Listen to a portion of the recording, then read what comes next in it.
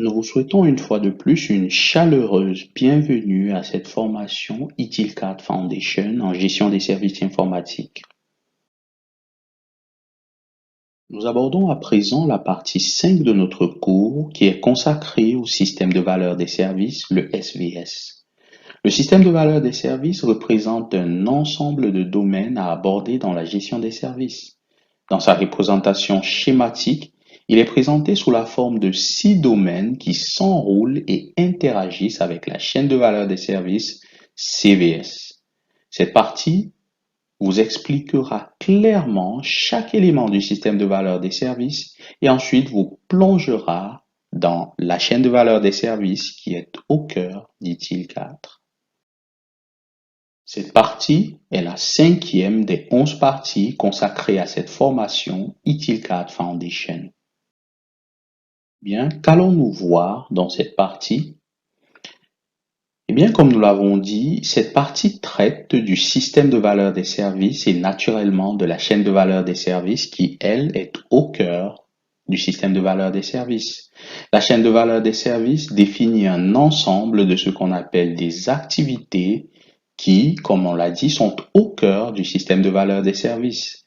Cette partie traite précisément de la chaîne de valeur des services en tant que partie intégrante du système de valeur des services.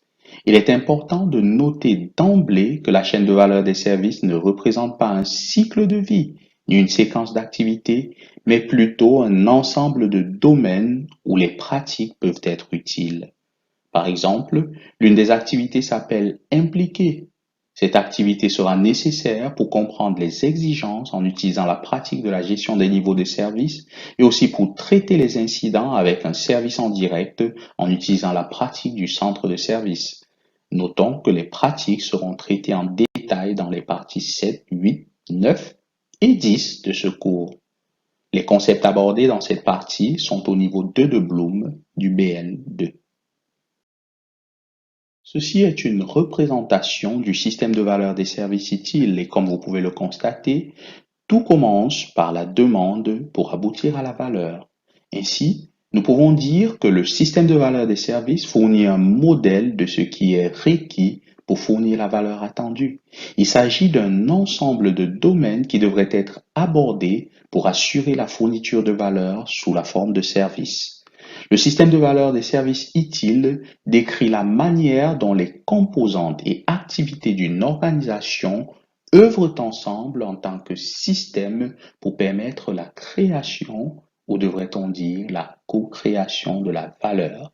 Le système de valeur de chaque organisation possède des interfaces avec d'autres organisations, formant ainsi un écosystème qui, à son tour, facilite la création de valeur pour ces organisations, leurs clients et d'autres parties prenantes. Le système de valeur des services peut prendre en charge de nombreuses approches de travail telles qu'Agile, DevOps et Lean, ainsi que la gestion des projets, de programmes et de portefeuilles. Le système de valeur est évolutif et sa portée peut être un réseau d'organisations, une organisation ou un sous-ensemble d'une organisation telle qu'un département. Les éléments du système de valeur des services sont, et nous y reviendrons plus tard, pour le moment, nous les présentons de façon générale, l'opportunité, la demande et la valeur en tant qu'un seul élément.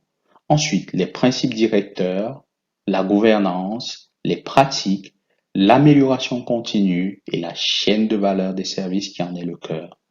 Abordons à présent chacun de ces éléments en commençant par l'opportunité ou la demande et la valeur. Comme nous le voyons sur l'image, et comme nous nous souvenons de l'image précédente, les entrées principales du système de valeur des services sont l'opportunité et la demande. Les opportunités représentent les options ou les possibilités permettant d'ajouter de la valeur pour les parties prenantes ou d'améliorer l'organisation d'une autre façon. La demande est le besoin ou le souhait d'obtenir des produits ou des services émanant de consommateurs internes et externes. Notez bien, opportunité égale possibilité, demande égale besoin. Le résultat du système de valeur des services, quant à lui, est la valeur, c'est-à-dire les bénéfices perçus l'utilité et l'importance d'un élément. L'opportunité et la demande ne seront pas toujours automatiquement acceptées. Autrement dit, une organisation ne répondra pas toujours favorablement à toutes les demandes ou ne saisira pas toujours toutes les opportunités. Mais lorsqu'elle le fera, elle déclenchera toujours des travaux qui devraient suivre le modèle du système de valeur des services afin de créer de la valeur. Le système de valeur des services nous permet de nous assurer que nous faisons ce qu'il faut pour offrir une valeur qui réponde à la demande.